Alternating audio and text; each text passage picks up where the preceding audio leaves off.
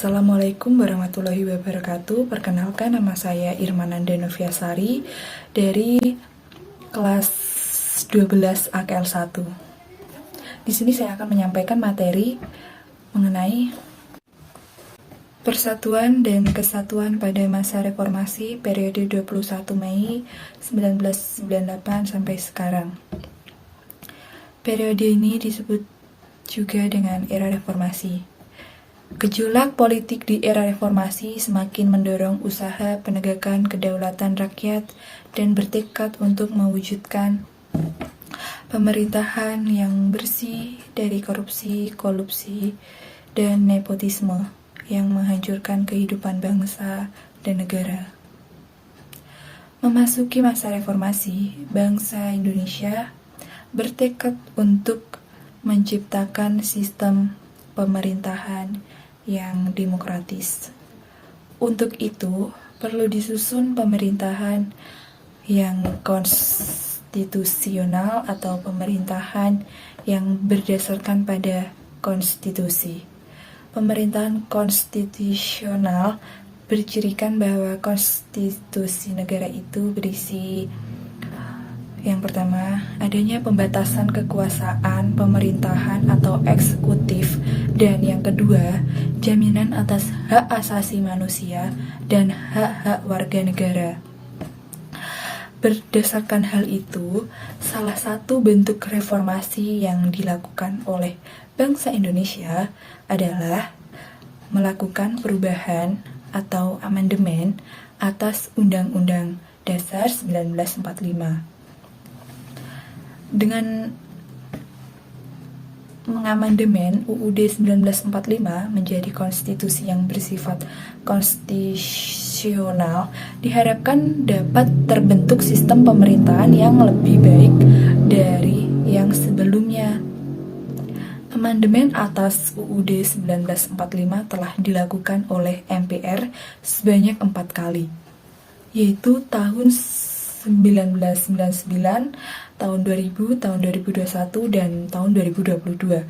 Perubahan Undang-Undang Dasar 1945 pada hakikatnya tidak mengubah sistem pemerintahan Indonesia, baik sebelum maupun sesudah perubahan.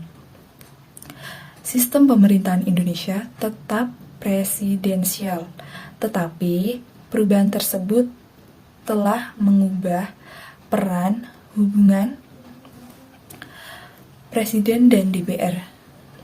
Jika dulu Presiden memiliki peranan yang dominan, bahkan dalam praktiknya dapat menekan lembaga-lembaga negara yang lain, kini UUD Negara Republik Indonesia tahun 1945 memberi peran yang lebih profesional terhadap lembaga-lembaga negara.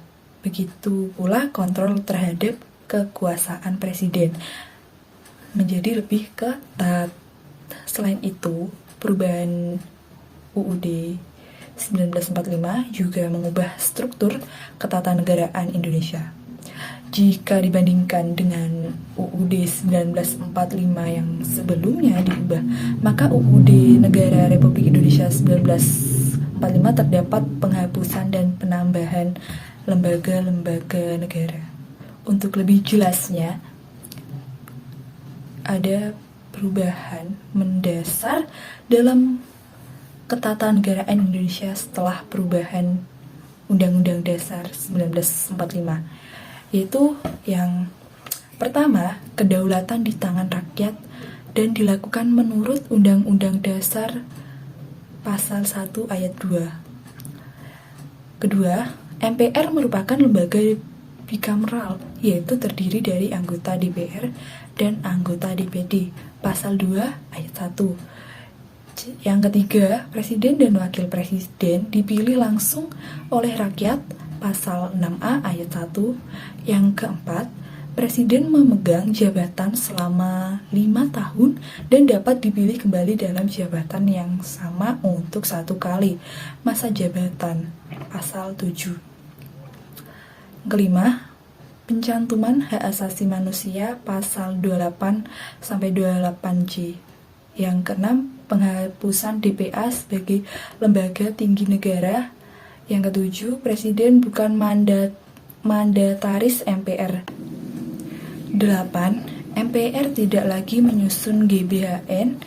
Yang 9. Pembentukan Mahkamah Konstitusi dan Komisi Yudisial pasal 24B dan 24C.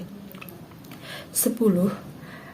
Anggaran pendidikan minimal 20% pasal 31 ayat 4. 11. Negara kesatuan tidak boleh diubah pasal 37 ayat 5. Sekian dari saya, bila ada salah kata mohon dimaklumi. Wabillahi taufiq wal hidayah. Wassalamualaikum warahmatullahi wabarakatuh.